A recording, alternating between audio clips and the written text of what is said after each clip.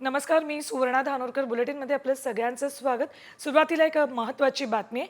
पाकिस्तानमधल्या मुझफ्फराबादमध्ये आणीबाणी जाहीर करण्यात आलेली आहे. मुझफ्फराबादमध्ये पूरस्थिती तयार झालेली आहे. या परिस्थितीसाठी पाकिस्ताननं भारताला जबाबदार धरले.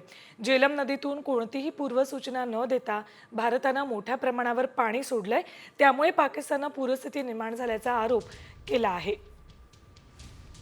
ही परिस्थिती आहे झेलम नदीच्या आसपासच्या भागातली. ग्राफिक्सच्या माध्यमातून आपण बघूया मुझफ्फराबादमधील परिस्थिती नेमकी काय आहे आत्ताची. झेलम नदीची पाणी पातळी अचानक वाढली आहे. पाकिस्तानच्या मुझफ्फराबादमध्ये पूरस्थिती त्यामुळे निर्माण झाली आहे. पूरस्थितीसाठी पाकनं भारताला जबाबदार धरले. कोणतीही पूर्वकल्पना न देता झेलम नदीत पाणी सोडल्याचा पाकनं कांगावा केलाय. झेलम नदीची पाणी पातळी 7 ते 8 फुटांनी वाढली आहे.